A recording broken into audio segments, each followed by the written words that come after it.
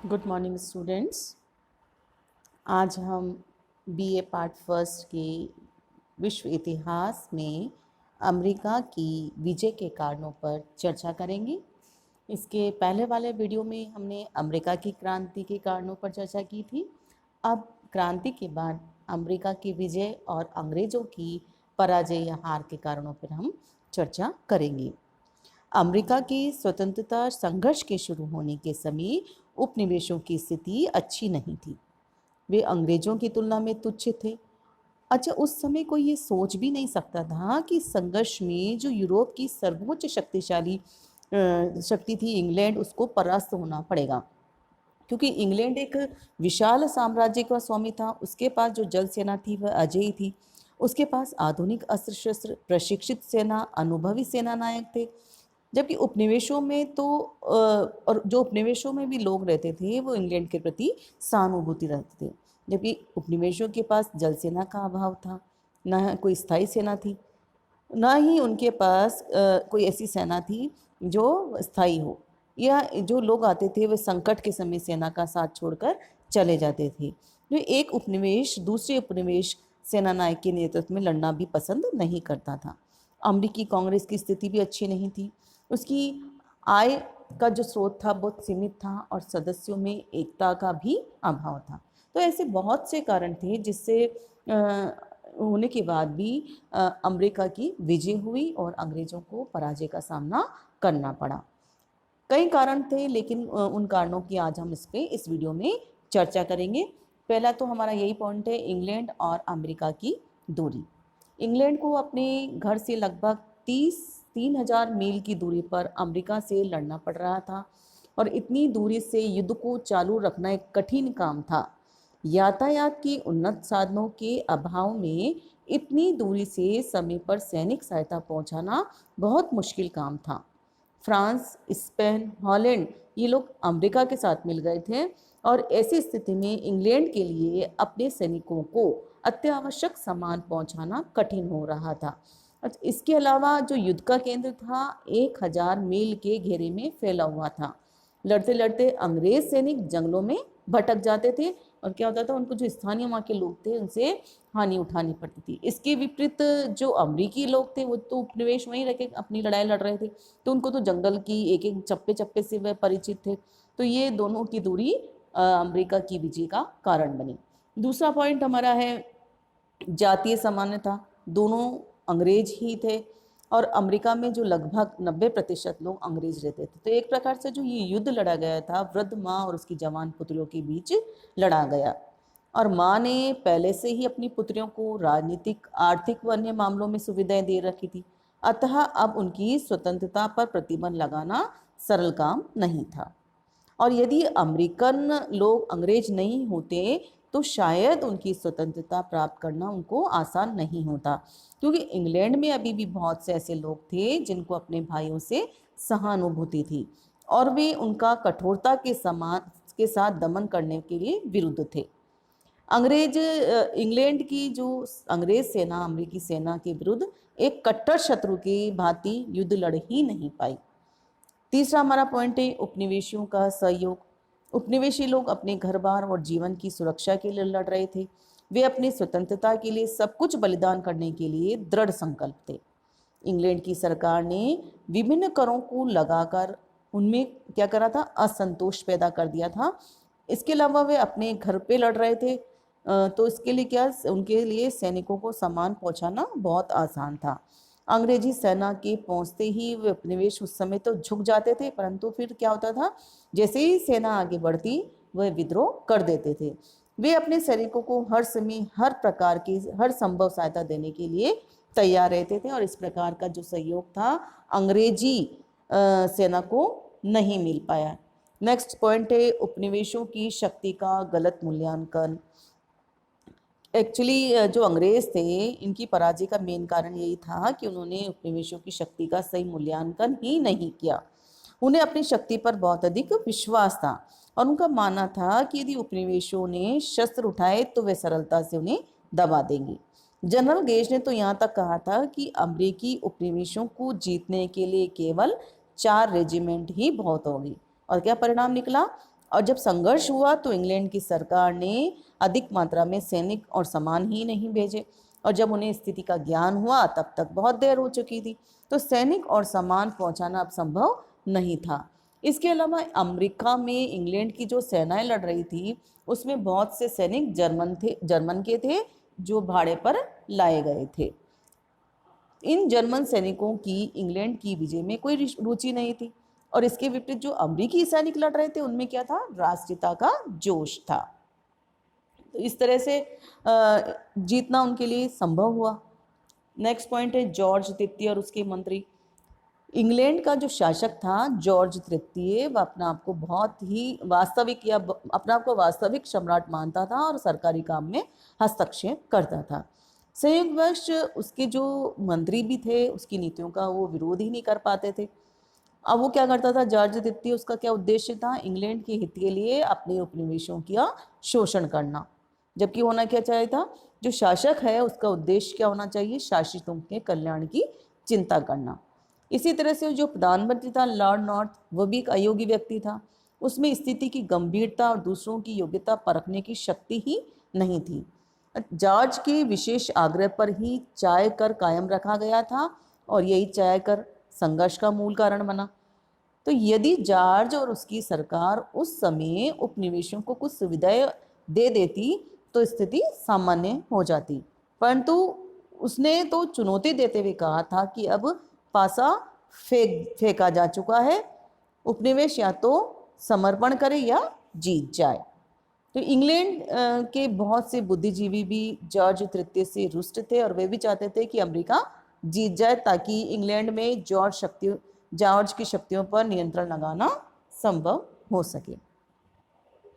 ठीक है, next point है सेना नायक जॉर्ज वॉशिंगटन। ये उपनिवेशों की सफलता का मुख्य कारण था इसका नेतृत्व। ये कुशल, धैर्यशील और साहसी सेना नायक था और उसने किसानों और मजदूरों को प्रशिक्षित कर एक अच्छी सेना खड़ी करी और अपनी संगठन शक्ति का अच्छा परिचय दिया। युद्ध के बुरे दिनों में भी उसने अपने और सैनिकों में आत्मविश्वास की कमी नहीं आने दी। इसके विपरीत जो अंग्रेज सेना नायक थे उनमें बहुत सी कमियां थी। इंग्लैंड का युद्ध जो मंत्री था लॉर्ड जर्मन, वो भी एक अयोग्य व्यक्ति था। उसने बस्तियों और युद्ध के मैदान से आने वाले पत्रों को पढ़ा ही नहीं और बिना पढ़े ही अपनी इच्छा अनुसार नए नए आदेश भिजवाता रहा। परिणाम क्या हुआ, घटनास्थल पर काम करने वाले जो सैनिक अधिकारी थे कभी भी ठीक से काम नहीं कर पाए, अन्यथा अमेरिका में अंग्रेजी सेना की दुर्गति नहीं होती। अन्य राष्ट्रों का सहयोग, नेक्स्ट पॉइंट है हमारा अन्य राष्ट्रों का सहयोग। सप्तवर्षीय युद्ध, इसके बारे में हमने अमेरिका की क्रांति के कारणों में पढ़ा था। तो सप्तवर्षीय युद्ध में जो फ्रांस की स्थिति हुई थी उससे वह इंग्लैंड से अपना बदला लेना चाहता था और वो ये मानता था कि यदि उपनिवेशों को अन्य राष्ट्रों का सहयोग मिल जाएगा तो ये संघर्ष लंबा चलेगा और इससे इंग्लैंड को आर्थिक हानि का सामना करना पड़ेगा और हो सकता है कि शायद ये अमेरिका के उसके उपनिवेश हाथ से निकल जाए, और इसीलिए उसने फ्रांस ने उपनिवेशों की सहायता करने का निश्चय किया। इसके पश्चात स्पेन, हॉलैंड आदि राष्ट्रों ने भी उपनिवेशों की सहायता की। इन राष्ट्रों की जल सेना ने इंग्लैंड की जल सेना को काफ़ी परेशान किया और इंग्लैंड के लिए अमेरिका की स्थिति अपनी सेनाओं को सामान पहुंचाना उनके लिए कठिन बना दिया। फ्रांसीसियों के सहयोग से ही वॉशिंगटन ने यॉर्कटाउन में लॉर्ड कॉर्नवालिस को आत्मसमर्पण के लिए विवश कर दिया। अन्यथा उपनिवेशों के लिए अंग्रेजी जहाज़ों की घेराबंदी करना अथवा उनको रोकना संभव नहीं हो जाता। तो ये था ये क्या पढ़ा हमने अभी, कहाँ अंग्रेजों की हार के कारण। अब पढ़ेंगे हम क्रांति के क्या क्या परिणाम निकले। पहला पॉइंट हमारा है उपनिवेशों का एक स्वतंत्र राष्ट्र के रूप में उदय या स्थापना। क्रांति की पूर्व अमेरिका हमने पढ़ा था 13 उपनिवेशों में विभाजित थी, उनमें राष्ट्रीय एकता का अभाव था, परंतु क्रांति की सफलता ने 13 उपनिवेशों को एक स्वतंत्र राष्ट्र में बदल दिया। इंग्लैंड सहित अनेक यूरोपीय देशों ने उनकी स्वतंत्रता को मान्यता प्रदान कर दी। तो इस प्रकार एक स्वतंत्र राष्ट्र का उदय हुआ। नव स्वतंत्र राष्ट्र को सुरक्षित रखने की दृष्टि से लिखित संविधान का निर्माण किया गया और 13 राज्यों को आंतरिक स्वतंत्रता प्रदान करने के लिए संघीय शासन व्यवस्था को लागू किया गया। दूसरा परिणाम, धर्मनिरपेक्ष राज्य की विशेषता स्थापना। लिखित संविधान में जो ये विशेषता है कि प्रत्येक व्यक्ति को स्वतंत्रता का अधिकार दिया गया, परंतु मुख्य विशेषता धर्मनिरपेक्ष राज्य की स्थापना है। धर्म को राज्य से अलग रखा गया, जबकि क्रांति से पूर्व राज्य का धर्म से घनिष्ठ संबंध होता था। अब क्या हुआ, धर्म को मनुष्य का व्यक्तिगत कार्य समझा गया और किसी भी धर्म को राजधर्म नहीं बनाया गया। साथ ही साथ प्रत्येक व्यक्ति को अपनी रुचि के अनुसार उपासना का अधिकार दिया गया। तीसरा हमारा पॉइंट है वाणिज्यवाद सिद्धांत का परित्याग। वाणिज्यवाद सिद्धांत के अनुसार वही देश सबसे अधिक समृद्ध व शक्तिशाली माना जाता है जिसके पास मुद्रा के रूप में अधिक सोना चांदी हो। जो देश आयात की अपेक्षा निर्यात करता हो उसके पास स्वाभाविक रूप से सोना चांदी का भंडार बढ़ जाता था। क्योंकि सभी देश ऐसा चाहते थे, अतः उनमें आपसी प्रतिस्पर्धा बढ़ती गई और अब तक जो भी युद्ध लड़े गए उसका जो मूल कारण था वो था वाणिज्यवाद सिद्धांत। अब इन सिद्धांतों में बस्तियों का विशेष महत्व था, क्योंकि ये देश मानते थे कि बस्तियों में को तैयार माल खरीदने और कच्चा माल देने के लिए विवश किया जा सकता है। किंतु उपनिवेशों के छिन जाने के बाद बहुत से लोग ये मानने लगे कि इससे इंग्लैंड के व्यापार वाणिज्य को जबरदस्त धक्का लगेगा। तो अब क्या हुआ कि लोगों का वाणिज्य सिद्धांत से मोह भंग हो गया। ठीक है, नेक्स्ट हमारा पॉइंट है अन्य उपनिवेशों के प्रति इंग्लैंड की नीति में परिवर्तन। अमेरिकी उपनिवेशों के हाथ से निकल जाने से इंग्लैंड को अपनी बस्तियों को बचाने में चिंता लग गई। इंग्लैंड के नेताओं ने अब ये अनुभव कर लिया था कि यदि शेष बस्तियों को अपने अधीन रखना है तो उन्हें इनके शोषण की नीति को छोड़ना पड़ेगा। अतः इंग्लैंड को अपनी उपनिवेशों के प्रति नीति को बदलना पड़ा। नेक्स्ट पॉइंट, इंग्लैंड के सामने नई समस्याएं। क्रांति की सफलता के परिणाम स्वरूप इंग्लैंड को नई समस्याओं का सामना करना पड़ा।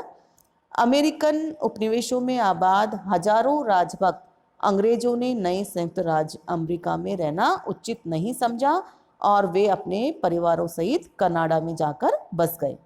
इससे इंग्लैंड के सामने एक नवीन समस्या उत्पन्न हुई, क्योंकि कनाडा में फ्रांसीसियों की संख्या अधिक थी और वहां जातीय संघर्ष का भय उत्पन्न हो रहा था।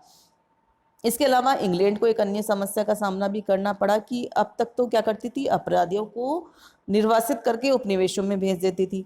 अब इस काम के लिए ऑस्ट्रेलिया और न्यूजीलैंड को चुना गया। तो क्या हुआ, इससे इन देशों का भी तेजी से विकास होने लगा। 6 पॉइंट हमारा है जॉर्ज तृतीय के व्यक्तिगत शासन का अंत। इस क्रांति का परिणाम हुआ जो इंग्लैंड का सम्राट था उसका अंत हो गया। उसके जो प्रधानमंत्री थे लॉर्ड नॉर्थ, उसको भी अपना पद छोड़ना पड़ा क्योंकि सभी जगह उनकी निंदा होने लगी और इसके इंग्लैंड की असफलता के लिए उसे उत्तरदायी माना गया। जॉर्ज तृतीय की पूर्व इंग्लैंड में वैधानिक शासन काफी प्रगति कर चुका था, परंतु जॉर्ज ने कुछ सफलता के बाद भूतपूर्व राजाओं द्वारा खोए गए अधिकारों को पुनः प्राप्त कर लिया।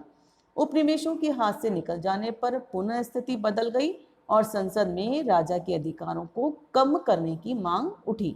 परिणाम स्वरूप क्या हुआ, राजा की शक्तियों पर अंकुश लग गया और छोटे पिट के लिए रास्ता साफ हो गया, जिसने कैबिनेट की शक्ति को पुनः स्थापित किया। इस प्रकार अमेरिका के मुक्ति संघर्ष ने ब्रिटिश संविधान की रक्षा की और राजा की शक्ति को नियंत्रण में रखा गया। आयरलैंड पर प्रभाव। फिलाडेल्फिया कांग्रेस की नकल करते हुए आयरिश लोगों ने भी इंग्लैंड से मुक्त होने का उपाय खोजने का कोशिश की और उन्होंने एक कन्वेंशन बुलाई और ब्रिटिश सरकार के सामने अपना मांग पत्र रखा।